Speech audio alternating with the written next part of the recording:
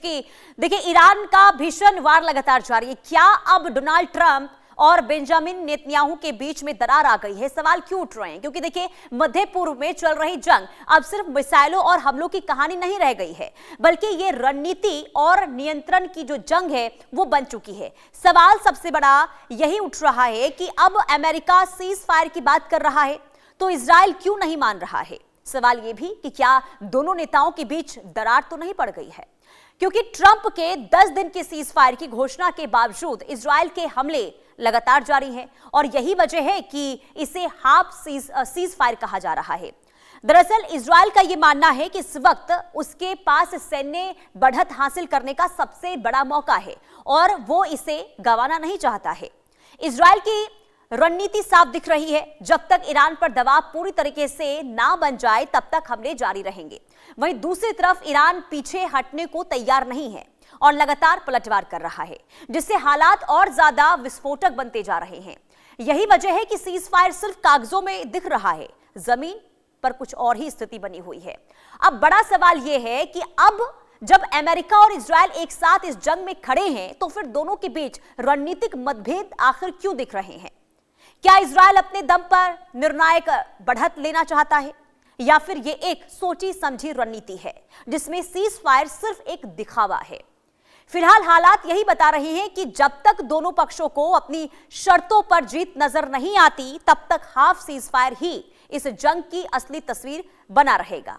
इसी मुद्दे पर आज करेंगे चर्चा। हमारे साथ मेहमान भी जुड़ेंगे, एक्सपर्ट जुड़ेंगे और समझेंगे इसकी इस वक्त जो मिडिल ईस्ट में हालात चल रहे हैं, उसके बाद ईरान पर तो लगातार देखिए हमले हो रहे हैं, लेकिन इजराइल और अमेरिका के बीच में जो स्थिति अभी बनी हुई है आखिर वो क्या बता रहे हैं? क्या वाकई में दोनों के बीच में यानी कि ट्रंप और नेतन्याहू के बीच में दरार आ चुकी है?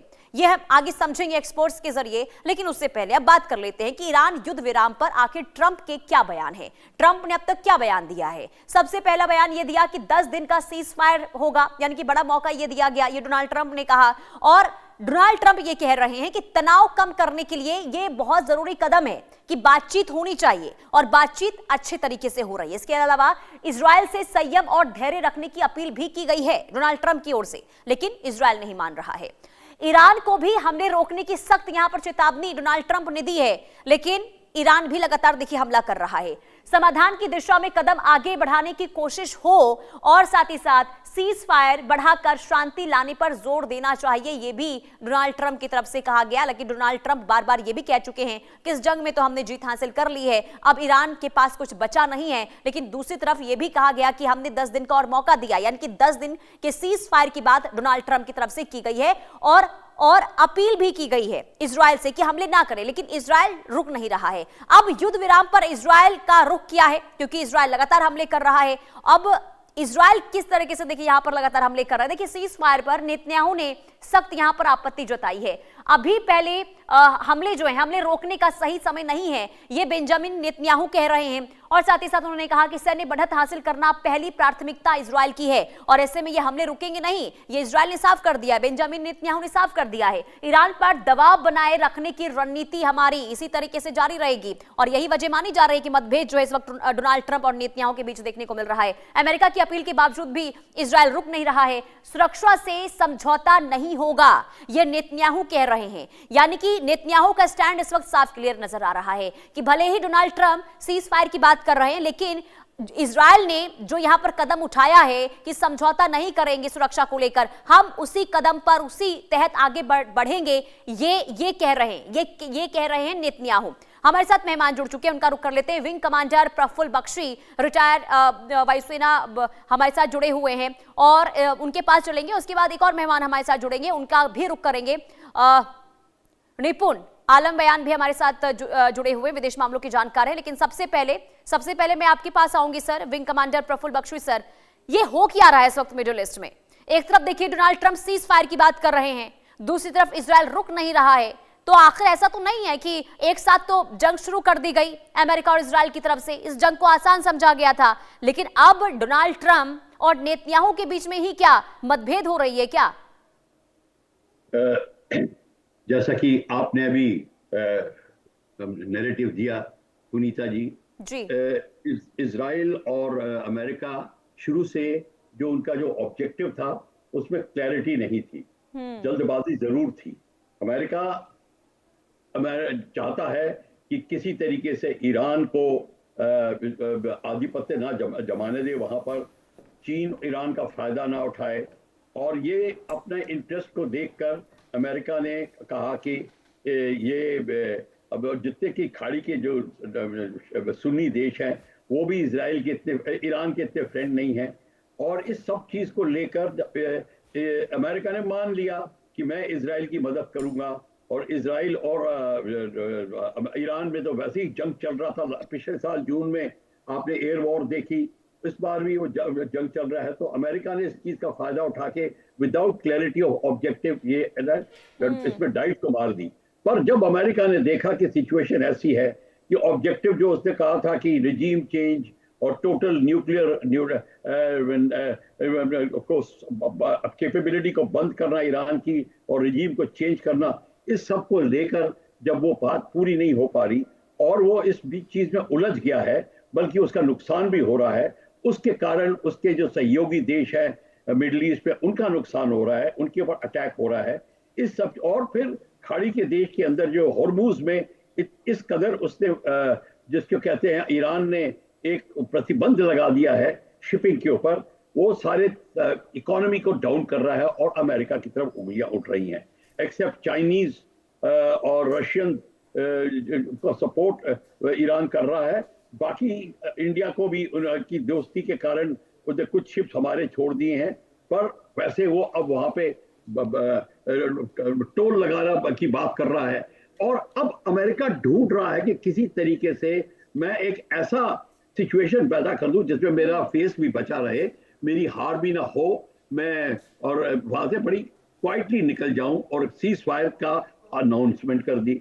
अब सीज फायर अनाउंसमेंट इसलिए कर दी कि मैं इस सिचुएशन से निकलूं, पर इजराइल कहता है भाई आयरन इज हॉट, मेरा तो अब काम चल रहा है, अगर मैं अभी ईरान को नहीं ध्वंस करूंगा तो फिर ये बात चलता रहेगा, मेरे को, मैं इस रीजन में हूं, मैं सफर कर रहा हूं। इजराइल मान नहीं रहा है। अब इजराइल नहीं मान रहा, अमेरिका कह रहा है, इस बात को लेकर इनमें थोड़ा सा जिसको कहते हैं they are not on proper wicket, एक लेवल पे नहीं सोच रहे, और इसी को लेकर अब चिंताजनक बात हो रही है। यहां तक कि रिपब्लिकन जो पार्टी है ट्रंप की, वो भी नहीं चाहती कि खाड़ी का युद्ध चले, पब्लिक नहीं चाहती खाड़ी का युद्ध चले। अब ट्रंप ने यह भी कह दिया है कि विदाउट ग्राउंड ट्रूप्स मैं फिर भी अपना ऑब्जेक्टिव हासिल कर लूंगा। मतलब ट्रंप को पता चल गया है कि अगर मैंने अपने ग्राउंड ट्रूप्स डाले तो इतनी बॉडी बैग्स घर में वापस जाएंगी, और फिर मेरा जो मैं कहीं का नहीं रहूंगा, मेरे पे थू होगी। इसलिए ऐसी सिचुएशन को अवॉइड करने के लिए उसने कहा हम सीज फायर करेंगे। ईरान कहता है भाई कोई सीज फायर नहीं हो रही, मेरे पे तो लड़ाई चल रही है, इजराइल अटैक कर रहा है, आप सीज फायर की क्या बात कर रहे हो। जब इजराइल अटैक कर रहा है तो अमेरिका के ऊपर भी अटैक होगा, अगर उसके शिप्स पास में जाएंगे या कुछ होगा तो अमेरिका के भी काफी नुकसान हुआ है। हालांकि ऐसा नहीं हुआ कि जो लड़ाई में होना चाहिए, पर फिर भी हुआ है। तो अमेरिका इस समय चिंताजनक सिचुएशन में है, और पाकिस्तान के ने उसका बीच बचाव करने के लिए सुझाव दिया, करना चाहिए। भारत के लिए कहा जा रहा है कि वो किसी तरीके से अपना योगदान दे ताकि मीडिएशन हो। ये सारी की सारी सिचुएशन डेवलप हो रही है, बिकॉज इकोनॉमिकली ऑयल का प्रॉब्लम आ रही है, गैस की प्रॉब्लम आ रही है। बिल्कुल, देखिए प्रॉब्लम्स तो बहुत ज्यादा शुरू हो गई हैं, क्योंकि देखिए 1 महीना हो चुका है इस युद्ध को, और ऐसे में जो स्थिति इस वक्त बनती हुई नजर आ रही है, और समझ तो यही आ रहा है कि आगे हो सकता है कि अगर यही हालात रहे तो और भी ज्यादा चीजें जो है वो बिगड़ती हुई नजर आएंगी। सर, मैं आपके पास लौट रही हूँ। निपुण आलम बयान अभी हमारे साथ जुड़ चुके हैं। बहुत स्वागत है आपका निपुण जी इंडिया न्यूज पर। अब सबसे पहले तो मैं आपसे ये समझूंगी कि शांति वार्ता की बात यहाँ पर डोनाल्ड ट्रंप की तरफ से शुरू की गई है, हाफ सीज फायर की बात यहां पर की गई है, क्या समझ पा रहे हैं 1 महीने जब इस जंग को हो चुके हैं, तो क्या समझ पा रहे हैं, क्या वाकई में शांति वार्ता को लेकर कोई सफलता हाथ लगेगी, या फिर बहुत ज्यादा स्थिति और आने वाले दिनों में खराब होती हुई नजर आ रही है? देखिए, शांति वार्ता की बात हम ये कह सकते हैं कि अमेरिका बिल्कुल चाहता होगा कि पीस एस्टैब्लिशमेंट हो। देखिए, जिस प्रकार से वॉर चल रहा है, अमेरिका ने मुझे लगता है सोचा नहीं था कि वॉर इस प्रकार से लंबा खींच जाएगा। और ईरान की तो स्ट्रेटजी यही थी, अभी हमारे बख्शी सर बता भी रहे थे, तो मैंने को सुन भी रहा था कि ईरान की तो एक ही स्ट्रेटजी थी। स्ट्रेटजी क्या थी कि जितना ज्यादा हो सके ये वॉर लंबा जाए, और जितना लंबा वॉर जाएगा उतना ही ज्यादा अमेरिका के लिए खर्चीला बनेगा, थकाने वाला होगा। और अगर अमेरिका वॉर को नहीं जीतता है तो अंतोगत्वा ईरान अपना बुलंद परचम जो ईरान ने प्रयास किया है कि इस्लामिक वर्ल्ड में अगर कोई अमेरिका को चैलेंज करने वाला है, चुनौती देने वाला है, तो मात्र एक देश है, वो है आपका ईरान। तो उस झंडे को ईरान क्या करेगा, बुलंद करेगा। तो ये ईरान की स्ट्रेटजी थी, होमोज स्टेट को ब्लॉक करना, वही थकाने वाली प्रोसेसिंग, ताकि और प्रेशर क्रिएट हो। यहाँ पर कहीं ना कहीं ईरान आपको कामयाब होता दिख रहा है, लेकिन ऐसा नहीं कि ईरान जीत रहा है, विक्ट्री ले रहा है। जब किसी देश ने तय कर लिया कि मुझे खत्म होना है, तो वो खत्म होने की स्थिति में डू एंड डाई वाली सिचुएशन में आगे फाइट कर रहा है। अमेरिका ये बात समझ रहा है कि अगर डू एंड डाई की सिचुएशन में जाएगा तो ये सबसे ज्यादा हानिकारक रहेगा अमेरिका के लिए, क्योंकि अमेरिका की पर डे जो वॉर कॉस्टिंग आ रही है वो 2.5 बिलियन अमेरिकन डॉलर आ रही है। इज ए ह्यूज अमाउंट, मतलब ये कोई छोटा अमाउंट नहीं है, बड़ा अमाउंट एक हो जाता है कि 2.5 बिलियन पर डे का आपका खर्च आना। अब ऐसे में इजराइल और चाहे अमेरिका दोनों को एक ट्रैप की तरह महसूस हो रहा है। हालांकि इजराइल नहीं चाहेगा, इजराइल चाहता है कि इस समय जो ईरान सबसे ज्यादा अपने कमजोर सिचुएशन में है, तो इसका पूरा लाभ उठाया जाए और ईरान को इतना डिस्ट्रॉय कर दिया जाए कि कहीं कहीं दर्शकों तक ईरान जो है वो आपके सामने खड़ा ना हो पाए। लेकिन अमेरिका इस चीज को ऐसा देख रहा है कि कल को अगर इस प्रकार की सिचुएशन होती है तो इस सिचुएशन में क्या होगा कि जो रशिया यूक्रेन जिस प्रकार से उलझे हुए हैं, रशिया उलझा हुआ वैसा हम उलझ जाएंगे, तो ये कहीं ना कहीं चीन और रशिया के लिए एक राहत भरी खबर होगी। तो जो आज हम वॉर की कंडीशन देख रहे हैं वो अपने अपने इक्वेशंस को सेट करने के हिसाब से हर देश अपनी अपनी तैयारी कर रहा है, प्रिपरेशन कर रहा है। तो यहाँ पर मुझे वही चीज दिखाई दे रही है कि अमेरिका के प्लान्स अलग हैं, ईरान के प्लान्स अलग हैं, इजराइल का प्लान बिल्कुल डिफरेंट है, चीन रशिया का प्लान बिल्कुल डिफरेंट है।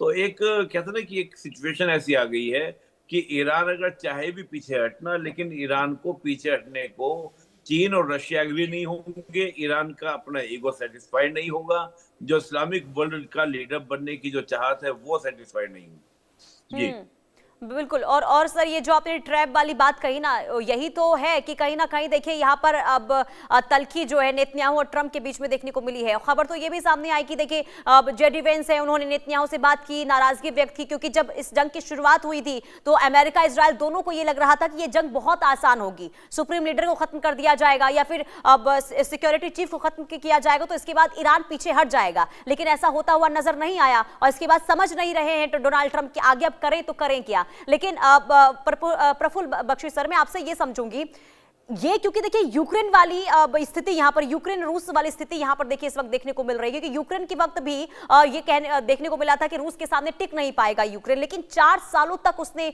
इस जंग में किस तरीके से दबदबा बनाकर रखा, पलटवार करता रहा यूक्रेन। और यही स्थिति इस वक्त ईरान के सामने भी हम देख रहे हैं। यह समझा गया था कि ईरान के पास ज्यादा शक्ति है नहीं, ज्यादा दिन तक टिक नहीं पाएगा, लेकिन एक बड़ी चुनौती बनकर ईरान यहां पर इजराइल और अमेरिका के सामने खड़ा है। मैं आपसे यह समझूंगी कि आखिर क्या शक्ति इस वक्त ईरान के पास है, कौन से ऐसे हथियार हैं जो लगातार 1 महीने से पूरी ताकत के साथ इस वक्त जवाब देता हुआ ईरान नजर आ रहा है दोनों ही देशों को। देखिए पुनीता जी, सबसे बड़ी बात यह है कि लड़ाई में आप उसका चित्र देखिए। यूक्रेन की बात कर रहे हैं, यूक्रेन और रशिया मिले हुए हैं, वो लैंड वॉरफेयर चल रही है। लैंड वॉरफेयर में रशिया ने तो 20% लैंड तो ले ही ली है, उसने अपना मिलिट्री ऑब्जेक्टिव हासिल कर लिया है। वो दूसरी बात है कि लड़ाई चल रही है, वो ठीक है, पर जो रशिया चाहता था उसे काफी हद तक वो हासिल कर लिया है। पर ये जो लड़ाई है इसमें कोई लैंड फोर्सेस का इन्वॉल्वमेंट ही नहीं है, यहां सिर्फ बॉम्बिंग हो रही है। अगर आप हिस्ट्री में जाएं, second world war, first world war, second world war, Vietnam war, pure aerial bombing से किसी कंट्री की हार नहीं हुई है। जब जर्मनी का सारा बर्लिन मैक्सिमम डिस्ट्रॉय हो गया था 1944 में, तो उनकी फाइटर एयरक्राफ्ट इंडस्ट्री का आउटपुट सबसे ज्यादा था। So was great Britain, so was Vietnam. ये कभी ये एरियल बॉम्बिंग सिर्फ लड़ाई जीतने की में योगदान देती है, प्रोवाइडेड आपकी फोर्सेस ग्राउंड पे हो। यहाँ ईरान पे कोई ग्राउंड फोर्सेस की बात है नहीं। ईरान जो है बड़े आराम से डिफेंस अपने मिसाइल दाग रहा है, उसका नुकसान हो रहा है, उसके लोग मर रहे हैं, पर उसके मिसाइल बाकायदा उसके पास जो जितना उसकी टेरेन ऐसी है, उसने गुफाओं में पहाड़ियों के अंदर उससे जो मिसाइल लॉन्चर्स हैं, और चाइना की सप्लाई लोग कहते हैं कि चाइना नहीं कर रहा, चाइना ने पूरा सप्लाई किया हुआ है और मौका आने पर फिर भी करेगा। हालांकि चाइना कोई फिजिकल एक्शन नहीं ले रहा, इतना ज्यादा इंटरेस्ट नहीं दिखा रहा, इस समय दिखाने की जरूरत नहीं है, क्योंकि इतना सामान अभी इजराइल के पास में है कि वो अपने वो जो अटैकिंग फोर्सेस हैं, अब मिसाइल वर्सेस मिसाइल की आप वॉलीबॉल मैच की तरह करते रहिए, वॉली के ऊपर वॉली मारते रहिए, पॉइंट्स आप हार सकते हैं पर आप जमीन तो नहीं हारेंगे। तो आप यहाँ पे कोई डिफीट की बात नहीं है। डिफीट की बात यूक्रेन में तो हो रही थी, पर यूक्रेन की लड़ाई अलग है, उनके अभी ऑब्जेक्टिव रशिया के शायद अभी पूरे नहीं हुए हैं, वो निकल नहीं सकता, और नेटो कंट्रीज उनको जाने नहीं देंगी यूक्रेन को, क्योंकि सब अपना मिलिट्री ऑब्जेक्टिव जो उनके डिफेंस के इक्विपमेंट बिक रहा है फायदा उठा रहे हैं। लेकिन एक रिपोर्ट में तो ये भी बात सामने आई थी सर कि अब कहीं ना कहीं इजराइल भी यहाँ पर कमजोर पड़ता हुआ नजर आ रहा है, क्योंकि अब इजराइल देखिए लंबे समय से जंग की स्थिति में है। गाजा में हम देख ही रहे हैं कि हुती पर किस तरीके से हमले हुए थे, और उसके बाद हुतियों पर, और इसके बाद एक बात कंप्लीट कर दूं, और इजराइल अभी बिल्कुल चिंतित है, क्योंकि जो प्रॉक्सी फोर्सेस हैं, हिजबुल्लाह, हुती, हमास, वो अभी न्यूट्रलाइज नहीं हुए हैं, वो फिर उठ जाएंगे, वो तो उसको सामना करना पड़ेगा। तो वो तो चाहता है कि किसी तरीके से अमेरिका जंग में रहे और मैं काम करता रहूं और उसके सहारा लेके इन सबको न्यूट्रलाइज करूं।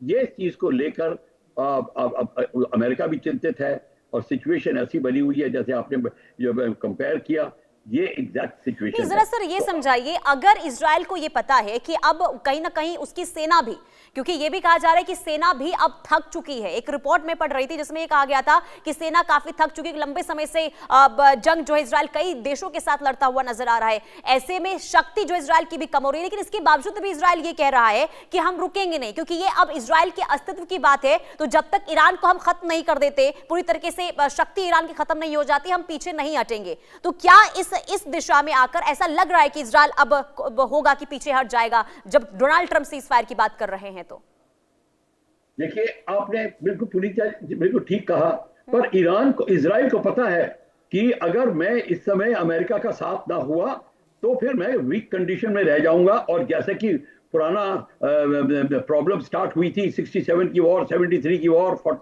ये जो वॉर है वो सारी की सारी फिर दोबारा मेरे सिर पे आ सकती हैं, क्योंकि मेरे खिलाफ बहुत कंट्रीज हैं इस समय इजराइल के खिलाफ। तो इजराइल चाहता है कि वंस फॉर ऑल वो अभी जो है अपना काम पूरा कर ले, पर वो अमेरिका के सहारे ही कर सकता है, और इसलिए वो अमेरिका को जाने नहीं दे रहा। और इजराइल को सबसे ज्यादा प्रॉब्लम है कि उसकी आर्मी का भी उसका असला खत्म हो रहा है, उसके आर्मी जो है काफी हद तक उसके ऊपर टारगेट पे हुए हैं, उनको नुकसान हुआ है। आफ्टर ऑल जमीनी नुकसान तो इजराइल का हो रहा है, तो वो तो हो रहा है, और उसके जो पर अमेरिका का कोई नुकसान नहीं हो रहा, अमेरिका को कोई चिंता नहीं है। वो तो चाहता है कि मैं किसी तरीके से डिप्लोमेटिकली अपना फेस सेव कर लूं, निकल जाऊं और बात खत्म कर दूं। वो नहीं हो, इजराइल नहीं चाहता कि वो हो। तो इजराइल की सबसे बड़ी फिक्र है कि मैं जंग ना खत्म होने दूं, क्योंकि मेरी कमजोरी का फायदा बाद में ईरान उठाएगा, और ये जितने 3 प्रॉक्सी फोर्सेस है ये उठाएंगे, और जो मेरे के खिलाफ होगा वो करेगा। तो आप देख रहे हैं सुन्नी कंट्रीज किस तरीके से इजराइल के खिलाफ है। इस समय इजराइल सबसे ज्यादा चिंतित है कि अगर लड़ाई यहां रुक गई, अमेरिका निकल गया, तो उसको फिर आगे का जो है सिचुएशन झेलनी पड़ेगी। ठीक है, अब देखना ये होगा जब देश आजाद हो रहा था, अंतिम फॉर्मूले पर भी चर्चा हो रही थी। बिल्कुल, और देखिए जिस तरीके से यहाँ पर चिंतित नजर आ रहा है इजराइल, लेकिन सर अब इसके साथ ये भी बहुत ज्यादा अहम हो जाता है समझना कि ये जो इस वक्त स्थिति हम देख रहे हैं, क्योंकि चिंता इस बात की भी हो रही है कि कहीं ना कहीं डोनाल्ड ट्रंप यानी कि अमेरिका जो है वो जमीनी हमले के लिए भी तैयारी कर रहा है। यानी कि अब पूरा फोकस अमेरिका का ये है कि खार्ग आइलैंड पर किस तरीके से कंट्रोल किया जाए, और इसे लेकर सैन्य तैयारी भी शुरू हो चुकी है। तो क्या ऐसी भी संभावना बनती हुई नजर आ रही है क्या? अगर रणनीति यहाँ पर फेल हुई है अमेरिका की, ईरान को लेकर, तो जमीनी हमले को लेकर भी यहां पर कदम उठाने की बात हो रही। तो क्या अगर ऐसा होता है तो आगे किस तरीके से स्थिति बन सकती है, और क्या वाकई में अमेरिका जमीनी हमले करेगा क्या ईरान पर? मेरे से पूछ रहे हैं? जी सर, आपसे ही सवाल है। मैं सबसे बड़ी बात ये बता दूं कि जमीनी हमला अमेरिका क्या करेगा, उसके बाद कितनी फोर्सेस हैं। जो ईरान के पास 6 लाख फौज है, क्या अमेरिका इतनी फौज ला सकता है? और सब लड़ने को तैयार है। और ईरानी फोर्सेस कमजोर वेनेजुएला नहीं है। और अमेरिका को पता है वो कुछ आइलैंड्स के ऊपर कब्जा करने की जरूर बात करेगा, पर उसको पता नहीं हॉर्मूज के अंदर जो एल्बो बेंड जो स्ट्रेट है, उसमें हर एक लैंड जगह जहां पे भी टारगेट। ठीक है सर, माफी के साथ मैं आपको यहां पर रोकना चाहूंगी। इस समय फिलहाल